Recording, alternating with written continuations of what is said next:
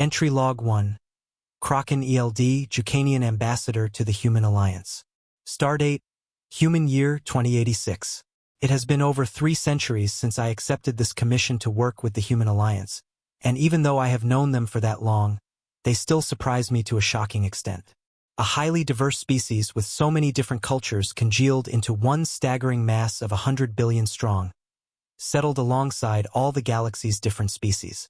Humanity was, and still remains, the driving force behind the rapidly growing Federation's power and might. The strange, gaunt, high-gravity race of bipedal apes took the galaxy by complete surprise, not only due to their appearance, but also due to their surprising strength. In barely 40 years of their time here, they have integrated seamlessly with species previously thought inhospitable. Planets thought harsh or unusable supported massive colonies of millions of humans, and the richness the industries these worlds provide. Humans, as it later turned out, had an affinity for members of other species, and by staggering luck they had a 1 in a billion reproductive system that was robust enough that they could actually interbreed with most mammalian species in the galaxy, and 1 or 2 of the reptilians as well. Humanity's capabilities in terms of engineering surpassed ours in a matter of decades, and due to the terms of the Federation, they shared it with us. This is primarily due to the tribal nature of the race, and they are well known for their petty squabbles and minor disputes that result in skirmishes or outright wars, but would never come to full-scale attacks. Maybe a warning shot or 2, a small exchange of fire to disable shield arrays, but never more than that. When questioned about these incidents, human ambassadors and leaders would simply say something on the lines of, "Meh, local tensions, pirates, idiots, God-botherers or idealists that randomly decide to slug it out one day. Just ignore them. They run out of steam eventually and bugger off back to where they came from. We really cared not. Owing to how the humans never turned their guns on us, we were fine with it so long as they never got us involved. Everything about the humans confused and amazed us. They had, during first contact exchanges, given us reels upon reels of their historical archives. And what we had now was essentially a marginally watered-down version of what humanity once was. Hardened like a battleship hull. Entry Log 2 Human Expansion. Owing to their ability to breed with a majority of the species in the galaxy, human society, cultures, and customs became part and parcel of the Federation species, almost to the point where we started getting cults forming in small pockets on the outer rims worshipping this aspect. Humanity, surprisingly enough, even though they technically were the deity being worshipped by these cults, were the first ones to clamp down on them, disbanding or outright attacking them. Humans retained a lot of their individual national cultures long after their arrival into space. Many of their soldiers still carried blades, swords, knives, and other such primitive weapons that most members of the galactic species considered worthless or obsolete. But humans wielded these weapons to devastating effect, as witnessed in a few incidents and military conflicts seen during their short time in the Federation. Technological advancement in terms of military and civilian development outstretched the rest of the galaxy by, to quote an expression, a country mile. Human creativity and the natural drive for both an omnivorous species' capacity for greed and the species' natural curiosity drove them to accomplish tasks and tech we never would have imagined. Humans and their concept of percussive maintenance, or smack it till it worked, was also something that took us by surprise, especially considering that most of the time it actually worked. For a few decades, a long time in human years apparently, we simply took it at face value and never questioned it. As the expression goes, never look a gift horse in the mouth. Entry Log 3. Capacity for evil. They were not complete angels and paragons, of course. Many a time, more than other races, especially during the early years, they were extremely aggressive in their colonization efforts, going to active war with many nations over territorial disputes, corporate conflicts, or other such disputes. Either they would win by a bare margin, or they would be routed and sent off in pieces. One such occasion was the Tabrisco incident, where, from what I could discern, was a human corporation, a private entity separate from the Alliance and the Federation known as Cybertech Industries, had laid claim to a particular star system. A star system already settled by its current inhabitants, the Hasaki Triumvirate. It was here that humanity showed its capacity for callous greed, and why so much emphasis is placed in society on the rejection of corporate ideals. It also showed us a modicum of respectability. When someone was being a dick, They had no trouble fucking them. The corporation, or simply corpos, gathered a fleet of about 40 ships, 2 of them cruisers and 1 arc ship. They proceeded, without orders, to bypass most security legislation, bribing their way across the galaxy, and arrived in the system of Tabrisco. 2 terrestrial planets, 1 oceanic planet in the habitable zone, 1 gas giant, 2 ice planets, and 1 newborn molten planet. An unremarkable system by all accounts. There were thousands just like it throughout the galaxy. The corpos warped in and sent out a mass broadcast. This is a public declaration. On behalf of the Cybertech Corporation, your occupation of this star system is now null and void. You will evacuate from the area immediately. You have a standard week to respond. The sheer bastarding balls of them. A human representative was contacted and informed of the situation. The human ambassador, a gaunt, tall white-haired gent by the name of Harley Alride, had a sneaky, unmistakable grin on his face as he spoke to the ambassador from the Hasaki Triumvirate. So, what exactly is the issue here? The Hasaki ambassador, Sings on Shores, was by no means amused. The lizard-like reptilian's blue scales flared in anger as he spoke back. For the 3rd time, we have a human fleet calling itself the Cybertech Corporation demanding that we surrender one of our colony worlds. I demand an explanation. Harley simply let out a chuckle, as if he was suppressing the desire to laugh. Oh? Corpo rats, huh? Well, they are a private entity. There's nothing we can do to stop you or them. Sings on Shores was somewhat confused, but more upset and angry. What? What? Harley simply said, that typical sly, I am up to something sneaky grin on his face that we had become so accustomed to seeing. What I am saying, Ambassador, is that whatever you decide to do with them is entirely your decision. Sings on Shores was astonished. This situation was a full invasion by galactic standards. It was the equivalent of a declaration of war. But they are your people. You speak for them. Harley's smile disappeared and his demeanor changed to one of seriousness. Mr. Ambassador, with all due respect, need I remind you of Federation colonization legislation number 758, paragraph 3? I quote, "The first claimant to any star system that has the capacity to maintain any industry on that planet has full and absolute control of its industry and inevitably, its defense, is the sole and exclusive claimant to that star system." Harley said and looked at his counterpart. Of course I remember the damn legislation. I helped sign that into law 100 years ago. What the hell are you talking about? Sings on Shores demanded, his scales flustering between breaths. What I am saying, sir, is that private entities known as corporations and other private entities can form outside of the Alliance's jurisdiction. They can get rich, get an ego the size of a cargo freighter, and then suddenly decide, I am God now, I can do what I want. And go on a rampage.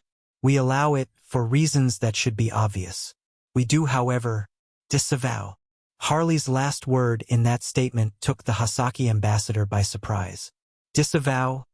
WH-? The entire concept for the Hasaki of private corporations operating outside of jurisdiction was as much a foreign concept to him as could be imagined. We allow these entities to buy their own fleets, set up shop, and do what they do. They return to the Alliance eventually one way or another. It's just business.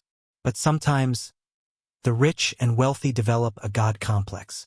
And it is up to the normal people in the galaxy to remind them of what they really are, lest they do stupid things. Harley responded.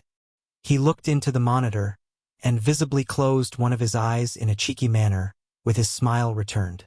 Sings on Shores went silent for a moment, as if processing the information. Understood, Ambassador. One more thing, Harley said. His demeanor shifted again, to a dead serious and absolute severity. Do not fire on that arc ship. Those people signed up for a new life, not an execution. There are children on board. We will see to it they get passage to a new colony world one way or another. But the Corpo fleet? Enjoy the salvage. Sings on Shores acknowledged with his own sinister grin, and closed the call. A few hours later, a very heavily armed war fleet of the Triumvirate warped into the star system, outnumbering and heavily outgunning the Corpo fleet. As expected, Sensing danger, the ARC ship immediately performed an FTL emergency jump and vanished to the borders of the system where a human alliance fleet was casually waiting for them. The corporate fleet was nothing short of obliterated by plasma cannons and heavy weapons fire from a triumvirate dreadnought and its escorts. Nothing left but salvage and slag floating hopeless in the expanse where a salvage crew from the colony appeared and went to town. 3,000 people were killed in that fight. 2 triumvirate ships were lost, totaling 600 losses, battleships no less. The rest were human losses. Corvettes, pickets, escort ships, and mostly small low-quality frigates crewed by corporate drones and contracted slave workers. As Harley said, nothing worth keeping. The human ambassadors and agents explained that rich corporations or other such entities would go mad with power, gather followers or create clone armies, highly illegal clone armies, and attempt to claim what they wanted. Human Alliance officers always knew what was going on, and made sure that one way or another, in a fair and balanced manner, they would always lose. In a fair and balanced manner. That sentence is almost always expressed with a certain sadistic glee. Entry 4. Unbelievable charity. This event is in stark contrast to the New Haven incident that took place some 12 years later. Humanity was now at the forefront of galactic politics and economics. New Haven was in fact a bakery settlement, and I had been called in to help them reinforce their trade position with the local area and help them along. I was in the orbital station garrisoning the colony when I heard the call to action. The communications arrays suddenly exploded with SOS signals, emergency alerts and warnings of every kind as a staggering earthquake hit one of the continents. Seismologists put the quake on a massive 11.4 on the scale, enough to tilt the planet's axis 3 degrees, open 2 new fault lines, slow the planet's rotation speed by almost a full second, and cause 7 subsequent volcanic detonations across the tectonic plate. 29 cities were impacted and 150 million lives were at stake. Before I could do anything, however, a message interrupted all communications directed at the local garrison. Distress signal received. This is Alliance Fleet Sons of the Dawn responding. Admiral Beckett Gray reporting. Request permission to enter Federation airspace. I was on the bridge with the station captain helping him organize a response at this time, and without thinking, I immediately jumped on the communicator in a response. This is Federation Ambassador Kraken ELD responding. Permission granted. The station captain was somewhat annoyed with me. It was not exactly polite to supplant his authority. I was only an ambassador, so he scolded me for it. How dare you do that? This is my station. You dare break with protocol like that? Captain Sundaris, please. This is an emergency situation. I responded, trying to stay calm. Before, however, we could argue this point, 100 dropships, cargo ships, and 2 planetary cruisers blasted past the station, making us jump in surprise as they whizzed past us. Moments later, the massive hull of one of the Alliance's 2-kilometer-long planetary assault carriers rumbled past the station, its sheer size and speed causing the windows and plating on the station's hull to rattle. Very few people outside the Alliance had seen one of these magnificent beasts, and as it slipped past us we got a glimpse as to exactly why. A strange ship with a triangular or diamond-shaped hull, hangar bays on the sides, heavy armor plating with dozens of shield generators dotted the meters-thick armor plating. Weapons seen only on dreadnoughts or battleships lined its side hull under the bridge section, and more small craft were being hastily ejected from its side-mounted hangars. Its most terrifying component was what was mounted at the front, a spinal-mounted ion cannon. I could very clearly see a telltale sign of an emitter array barely sticking out the front end. It entered the planet's atmosphere flawlessly, and we watched in awe as a full army of humans flooded out of the ship's hull as it touched ground, causing a puff of dust. 2 more of these Pack-class ships followed, then 3 more after that, and 1 more lagging behind with various cargo ships and drop transports seemingly welded to its outer hull followed, all within moments of each other. 2 more smaller craft, known as trade frigates or droid frigates, ships whose superstructure is primarily consistent of communications arrays and antennae, appeared and entered the station's orbital patterns and began transmitting commands and orders, organizing the planet's scattered and broken emergency signals. The captain and I looked at each other, mouths agape at the sight we just witnessed. Not just 1 of them, but 7? How many of them did humanity have? 134. And still counting. I heard a voice behind me say, Pardon? I asked, now looking at a human marine standing in the control room. That's how many of those ships we have. 134 by last count, with drydocks and shipyards in alliance space working to produce another 600 within the next 10 years. As per our trade agreements, 100 of those ships will be handed over to our allies and trade partners. He said with a smile, handing me a datapad. He must have heard the voice in my head somehow, or he just simply knew what the question was, probably having been asked it 1,000 times. Thank you, I cleared my throat and straightened my shoulders, attempting to compose myself. Carry on, soldier. We will coordinate with your teams on the ground and translate what we can. Not everyone on the planet understands the galactic standard language yet, so we will do our best. Patch us in to your comms link and we will assist where we can. Sir, yes, sir. The human saluted, then immediately charged back out of the station. Moments later, a new group of humans appeared and without orders, began to redirect communications and show us bodycam footage from the ground. What followed was the single largest and most grueling disaster relief campaign in 70 years. 20,000 ships, 200 million tons of medical supplies, 600 million tons of food and water, 2 million humans working to save the lives of 100 million people. 3.5 months of work. After all was said and done, as many lives saved as possible, human constructor fleets appeared with another surprise. They called them manufactoriums, city-sized ships with no armament or defense equipment, but cargo containers, construction drones, and building hardware. 22 of them. It wasn't a ship in the traditional sense. To be honest, it looked more like a children's block building set with giant engines. Big, fat, squared boxes with various patterns of armor plating mounted on a set of giant starship thrusters. They landed on the planet's surface and began to, for lack of a better term, unpack themselves. They landed, then a system of, robots started to unpack the blocky monster. Within hours, the ships had disappeared and turned into organized and perfected geometric patterns. They essentially made a prepackaged city and flew it out to act as a replacement for the city that was destroyed. Millions homeless, now almost instantly rehoused. All the humans asked for in return was that we honor trade agreements and maintain the alliance.